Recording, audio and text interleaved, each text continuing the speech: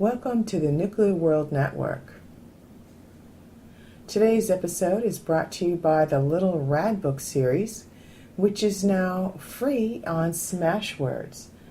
I'll provide a link to that in my show notes. Also, I wanted to talk about these new protective action guidelines, also referred to as PAGs. And it's quite a nasty bit of work, as you'll see when I could dig in a little bit deep into it. This is all based on research that I did when I was living in Mexico, which, by the way, I'm no longer residing in Mexico. I'm back in the old US of A, and I'm quite pleased to be back. I'm going through a little reverse culture shock, but that's only to be expected, since I've spent most of the last 5 years living abroad. Then I want to talk about ginkgo biloba, which is really a wonder herb.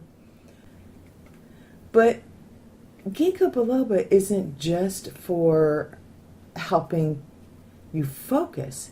It also turns out that ginkgo biloba has radioprotective properties, and I'm going to touch on that in just a bit.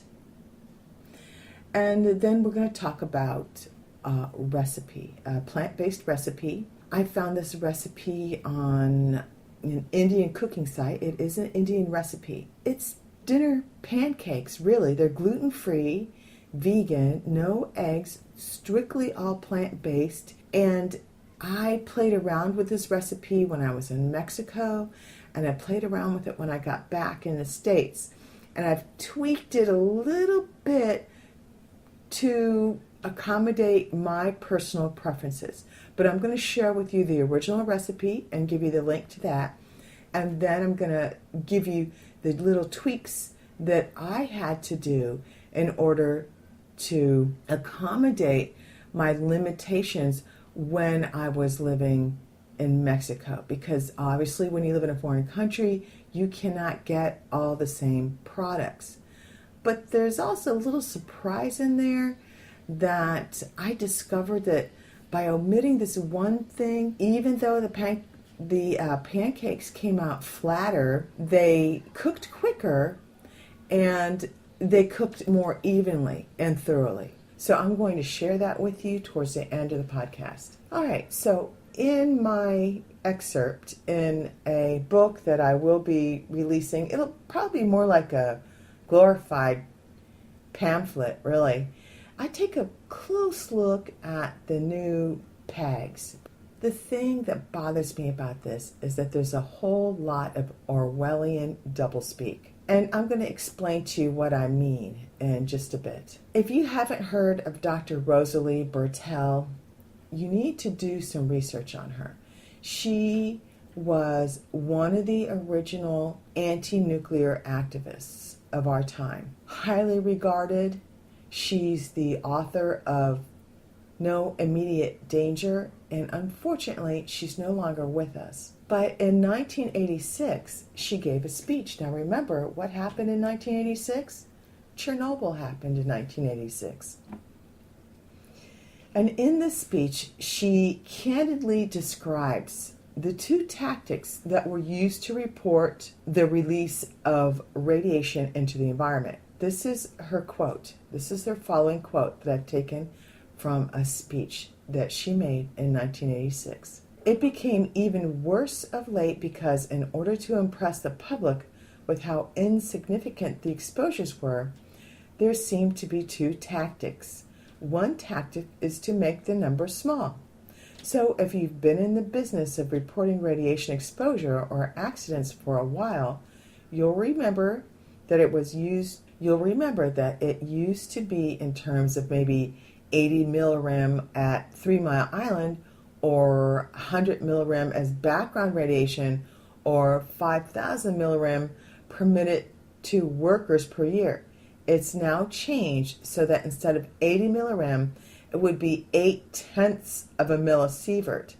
8/10 of a littler number instead of workers getting 5,000 millirems per year, they now get 50 millisieverts. So they changed the unit to make 100 times bigger, what makes the numbers 100 times smaller. So that's one tactic. The other tactic is to give everything in percent so that you're told, well, there's a little bit of iodine 131 in your milk, but it's okay. It's only a small percentage of the permissible level. Now, you're not really told where that permissible level came from, who said you could have radioactive material in your milk, and if it was okay. But to even express it as a small percentage of a permissible level is very deceptive because those permissible levels are extraordinarily high. And that's the end of the quote. In this 1986 speech, which I will give you a link to when you go to my show notes at nuclearworld.net/14, you will find that this lady was spot on. She had the nuclear cartel's number. She knew what they were up to. Since this speech was given, there have been many more radiation disasters in the U.S. and abroad, most notably Fukushima. But recently, or relatively recently, the White House dramatically raised permissible levels of radiation in our drinking water and soil. This is a huge red flag.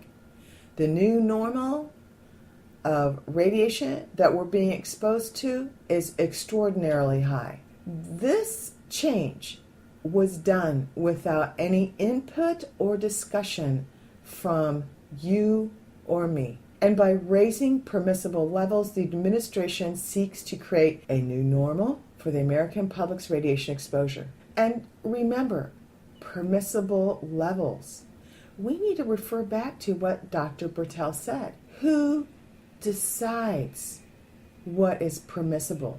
Well, if you asked me, and I'm sure you asked the general population out there, American and European and Middle Eastern and Indian and African and Russian, I'm sure, and if I left out any other countries, please forgive me, worldwide, you would find that no one wants any level of radiation in their food supply or in their environment. So as far as I'm concerned, the phrase permissible level is totally unacceptable.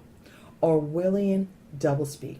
They are trying to control your mind so that you accept radiation in your food and you accept radiation in your drinking water and bathing water, and you accept radiation in your baby's formula, in your dairy products. That Greek yogurt could be loaded with radiation because milk is very high on the food chain, and that's one of the first things that governments test for when they go into an area to see if there has been radioactive contamination in the environment.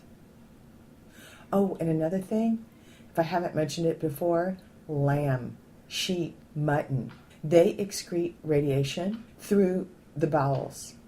And because of that, they will retain up to 80% of cesium-137 in their muscle tissue. So if you're a meat eater, please consider taking lamb, mutton off the table.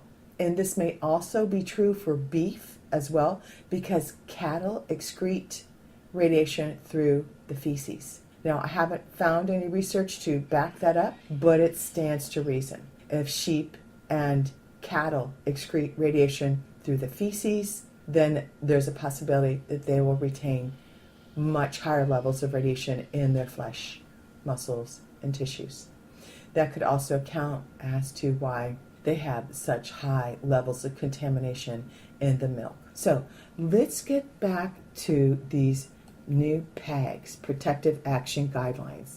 Since 1986, when Dr. Bertel originally gave this speech, nuclear radiation has spread across the world, mainly from Fukushima. I mean, Chernobyl was bad enough, and then we have Fukushima, which is an ongoing situation.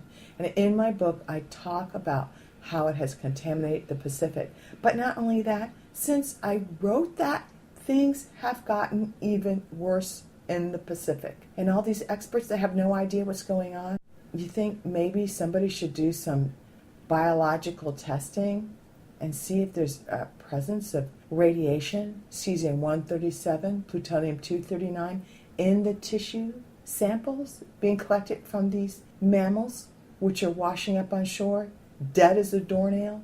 As far as I'm concerned, if you live on the Pacific coast and you run across any dead sea creatures that are washing up on shore, do not touch them. Treat them as if they are biohazardous waste, that they may contain radioactive contamination, just to be on the safe side. Now, you and I aren't privy to government studies. This is all being kept secret because, let's face it, if people really knew how contaminated our environment was, there would be panic. And it would just be a very bad situation for our political leaders. And the last thing you want to do is get people all riled up over this situation, because they do not have enough agent provocateurs and they do not have the resources and the manpower to deal with a nationwide upset over the radioactive contamination. But what do they do instead? They create division. They will divert your attention from the real issue. The news that's being reported on the media is designed to divert you from the real issues going on in this country. And the real issue that you need to focus on and be concerned about right now is the rising levels of radioactive contamination. Now, let's get back to the subject now that I'm done with my little mini rant. These new pegs are a huge win for the nuclear industry because it allows them to legally say that everything is within permissible levels. However, these permissible levels allowed by the White House is the Orwellian equivalent of doublespeak.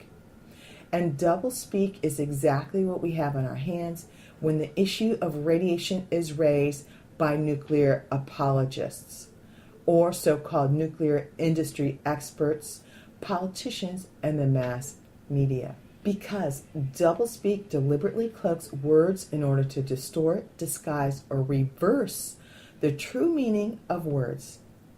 It's a very insidious form of manipulation that is unrelentingly used on the American public. Doublespeak is intentionally designed to create ambiguity. It's intentionally designed to confuse you, mislead you, and make you believe what the talking heads want you to believe. What politicians and nuclear lobbyists have determined to be permissible is in fact unacceptable, and the American public needs to speak up and let their thoughts be made known. The Environmental Protection Agency, or EPA, has established new radiation guidelines. Tragically, these new established pegs are extremely negligent, and that's putting it mildly.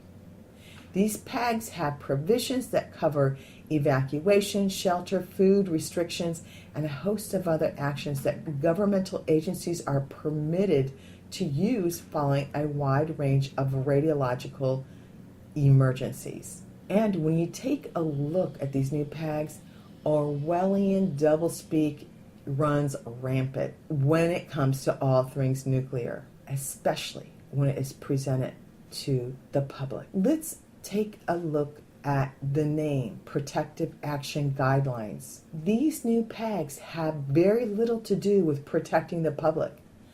It has more to do with protecting the established nuclear industry. And action, very little action is involved in these guidelines. In fact, I believe it's safe to say that next to no action is involved when it comes to cleaning up nuclear waste. And sadly, I expect that cancer rates, infertility, and genetic mutations will be the order of the day, because next to no action will be required for governmental agencies to step in and clean up nuclear toxins, because the protective guidelines are so lax as to be useless. And I would venture to say that they are laughable but that would not be showing respect to the generations that would suffer as a direct result of the White House's refusal to take their responsibility to the American public seriously. And it's critical that we note that on April 15th, 2013, the sneaky tactics that were used to push these new PAGs through. Because on April 15th in 2013, a request for public comment regarding the new PAGs was published in the Federal Register, while at the same time the EPA made these new PAGs effective immediately. So obviously the request for public comment was just a dog and pony show designed to give the illusion of presenting the new PAGs in a public forum. The new PAGs released under the Obama administration puts the American people's health at risk due to its utter lack of concern regarding skyrocketing cancer rates, genetic mutations, miscarriages, infertility, and other radiation-induced health issues that will manifest as a direct result. Vague language deliberately designed to leave the general population vulnerable and unprotected will leave the average person chilled to the bone once the full impact is comprehended, because the root problem lies in the unconcealed fact that these new PAGs would allow massive radiation exposure without any protective actions being recommended to limit them. To add insult to injury, the new PAGs bury the new changes in footnotes. That's right, footnotes. These snakes don't even have the decency to make it part of the document. They make the new changes in the footnotes. These changes are not included in the document itself. Only citations referencing other reports. Not one word is mentioned as to how the new PAGs compare to previously established protections in the Safe Drinking Water Act. And let me tell you, these new permissible levels are disturbing, very disturbing. According to PEER, which is the Public Employees for Environmental Responsibility, the new protective action guides would disturbingly allow levels of radiation in food, water, air, and the environment.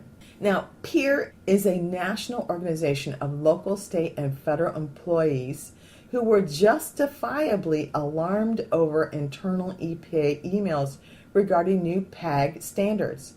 PEER claims that these new PAGs will cause a nearly 1,000-fold increase for exposures to strontium-90, a 3,000 to 100,000-fold hike for exposure to iodine-131, and an almost 25,000 rise for exposure to radioactive nickel, which is nickel-63 in our drinking water. Strontium-90 half-life is just like cesium-137, so that means it takes 300 years for it to more or less diminish in the environment because it never really quite goes away. It just reduces itself by 50% every 30 years. So roughly about 300 years.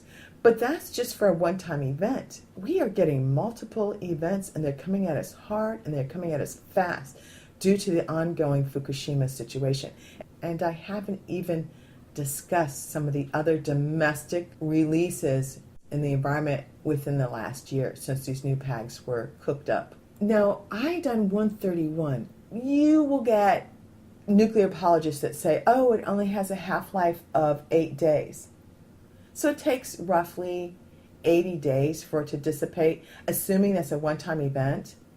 But the problem with radioactive iodine is that it is readily absorbed into your body because your body will recognize it as being iodine. And if you are a little iodine deficient or very iodine deficient, then you will be at a higher risk of absorbing radioactive iodine.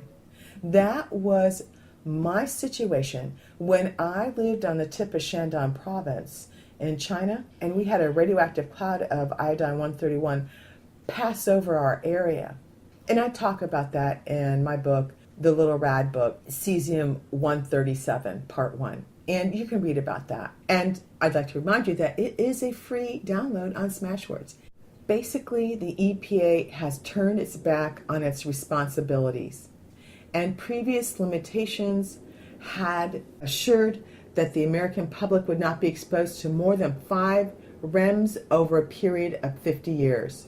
These new PAGs will be the final nail in the coffin if they are not immediately repealed and the older, more responsible PAGs are reestablished. Suspiciously, since 2011, which is coincidentally the same year Fukushima started spewing its unrelenting radioactive poison into the environment, the EPA has been planning on raising the PAG limits.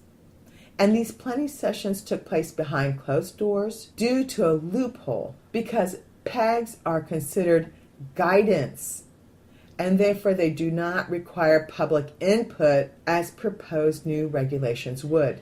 Did you catch that? Guidance, Orwellian doublespeak, and a bureaucratic loophole to cut you and me out of the loop. But the problem arises as these new permissible levels, you and I are not the ones that determine what is permissible and what isn't permissible in our food and water and soil and the environment. That includes the air that we breathe. These new permissible levels are treated as if they carry the same weight as a regulation would. And that's the problem. It's scary because in internal documents obtained by peer under the Freedom of Information Act show evidence that these new permissible levels would allow a single glass of drinking water to contain the equivalent of a lifetime's permissible exposure. The new PAGs are hard to swallow because they grant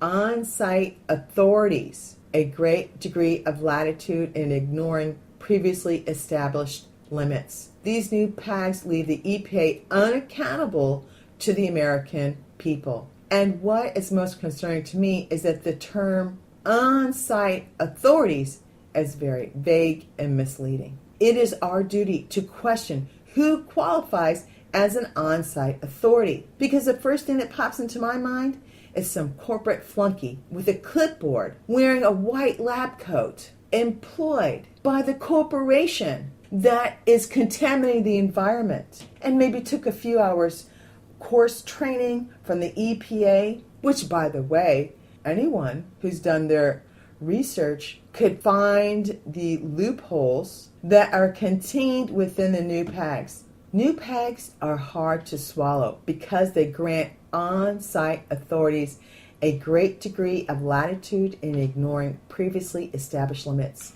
These new PAGs leave the EPA unaccountable to the American people. And what is most concerning to me is that the term on-site authorities is very vague and misleading. It is our duty to question who qualifies as an on-site authority, because the first thing that pops into my mind is some corporate flunky with a clipboard or a lab coat-clad EPA employee well versed in all the loopholes contained within the new PAGs. So there's no distinction. Who is the on-site authority? Are they paid by the same corporation that is contaminating the environment? We need to know that, because this is critical. And I'm not going to put my trust in some corporate flunky whose paycheck and livelihood depends on deceiving you and me in order to maintain his standard of living. So any way you slice it, these new PAGs spell disaster for the U.S. population as a whole. Now, real quick, I want to turn our attention to ginkgo biloba. It turns out that the antioxidant extracts of the leaves of the ginkgo biloba tree may protect cells from radiation damage. And this is according to a study published by the International Journal of Low Radiation.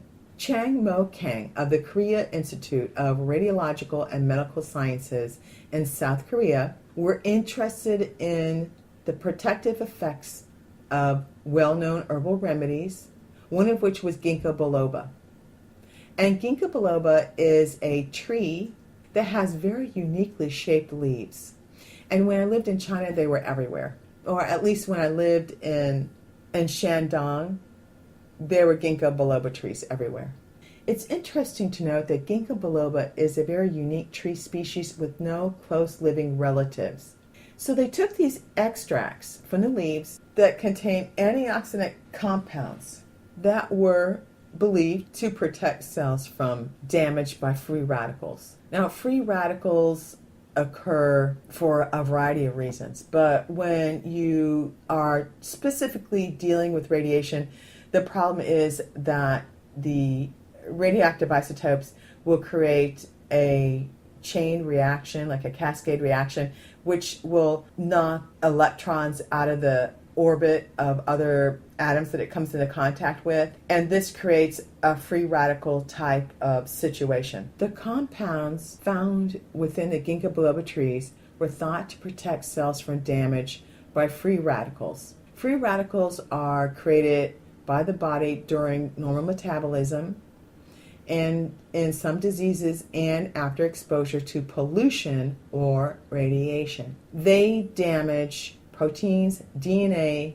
and other biomolecules, and if left unchecked, can kill cells. Now, ginkgo biloba is most known for its ability to prevent the onset of dementia or Alzheimer's disease. So what Kang did was he collected human white blood cells, lymphocytes. Human white blood cells and lymphocytes from healthy donors aged between 18 and 50. And they treated half of these cells with commercially available ginkgo biloba extract in the laboratory, and then they doused the other half with a salt solution as an experimental control. Then they compared the effects of gamma radiation for radioactive cesium on the white blood cells and compared it to the untreated control samples. So the team used a light microscope to look for lymphocytes undergoing programmed cell death as a result of radiation exposure. And they found that there was a very significant increase in the programmed cell death in the untreated cells. Those are the ones that were doused with a salt solution, when they were compared with the cells that were treated with ginkgo biloba extract. Almost a third of the untreated cells underwent cell death, programmed cell death, compared with, the cells committed suicide. That's what we're talking about here. Compared with approximately 1 in 20 of the treated cells. And then they did parallel studies with laboratory mice, and they found a very similar protective effect against radiation poisoning. The results? Well, it turns out these extracts of ginkgo biloba can neutralize free radicals and oxidizing agents created by the cells when they are exposed to radiation and prevent them from undergoing cell death. That's pretty amazing, if you ask me. All right, so let's move on to our recipe. I don't know about you, but I love Indian food. Indian food is amazing. I don't like it really spicy like Indians and Pakistani and people in that region like it. It's just too spicy for me. Because obviously I have an American palate. I didn't grow up with spicy food. But I do like spicy food. A medium spicy food by American standards, which is extremely mild by Indian standards. In fact, we have a local market here in the area where I live that's it's an Indian market. It's run by a Pakistani family, and I went in to buy some like frozen samosas, and I asked her, I said, "Are these spicy?" She's like, "Oh, a little bit spicy."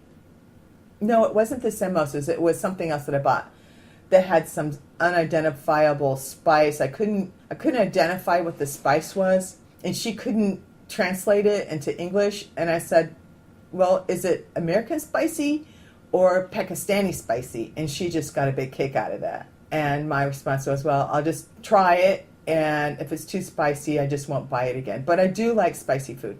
Now, this recipe, with that being said, you can adjust the level of spice to however you like it. Okay, so with that being said, you can adjust the level of spiciness to however you like it. So this is for a chickpea flour pancakes.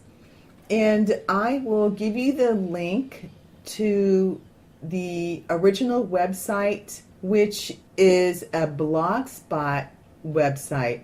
And here it is. 1 cup of chickpea flour, which you can buy in an Indian market. It's called Besan gram flour, or you can buy the chickpea flour that is sold in your local health food store. You can buy it online through Bob's Red Mill. So it's 1 cup of chickpea flour, 3/4 teaspoon of salt, 1/8 teaspoon of baking soda, 1/4 teaspoon turmeric, 1/2 teaspoon ground coriander, 1/2 teaspoon ground cumin, and 1/2 cup of water. 1/4 cup lemon juice. So it would take 2 really good squirts of lemon juice there. Or you can substitute it for the juice of 2 to 3 key limes. And 1 cup of chopped veggies. In the recipe, they suggest using 1/4 cup frozen peas, 1/4 cup chopped onion, and 1/2 cup of tomatoes. But you can use whatever you want. And I'm just going to go through the recipe, and the basic recipe, and then I'm going to tell you my substitutions that I had to make. So you mix it together. The dry ingredients, which would be the chickpea flour, the salt, the baking soda, and the spices.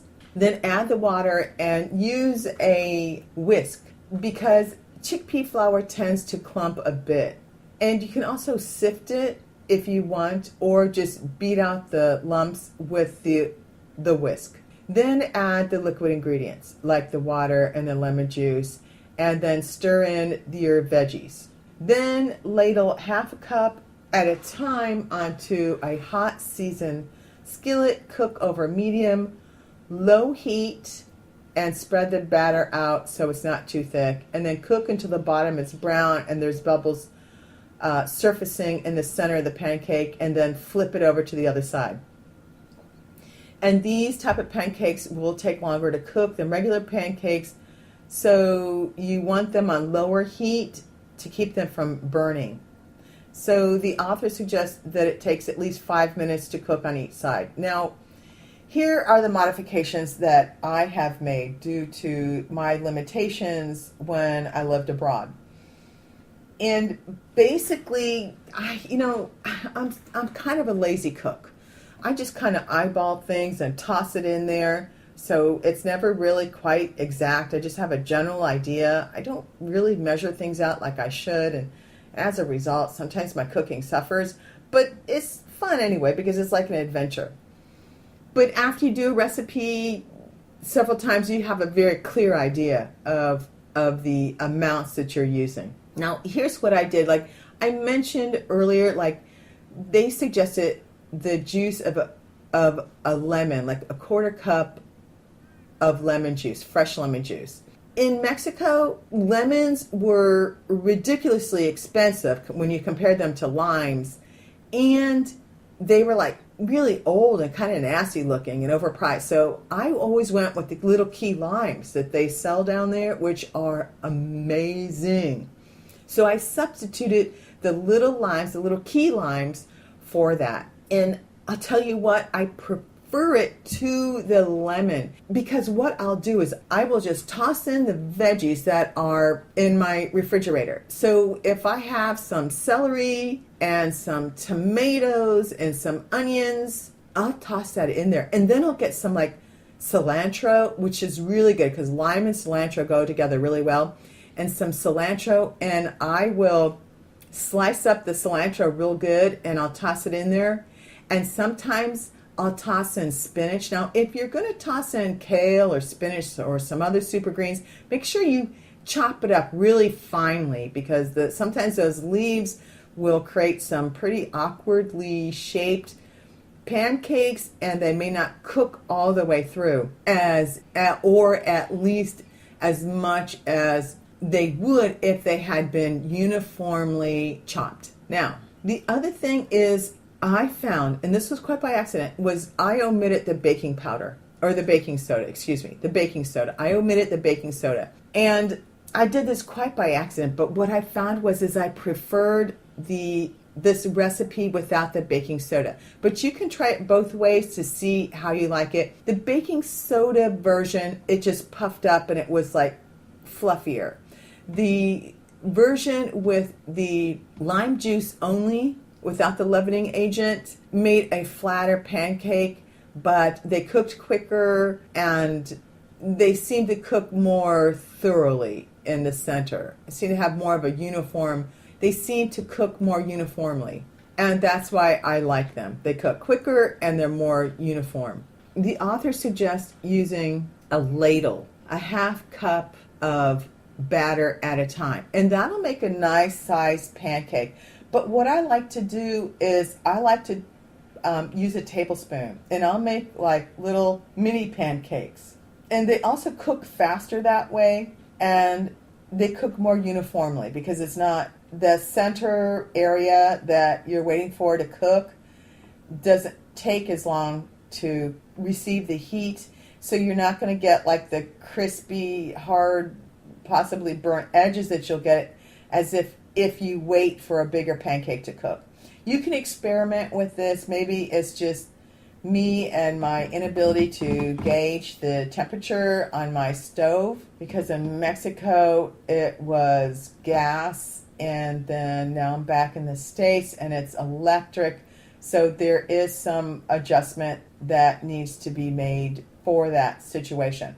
Now, what I also did is I added fresh ginger to this recipe. I cut about an inch of fresh ginger.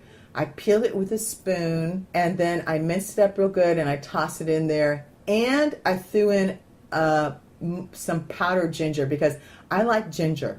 And ginger is really good for you. If you're a fan of ginger, drink ginger tea. Get more ginger in your diet. Now, you can also garnish this with chives. And for a sauce, you can eat them dry. They're actually not dry. They're moist, meaning no topping, no sauce on the top. But you can also make a quick miso sauce if you like.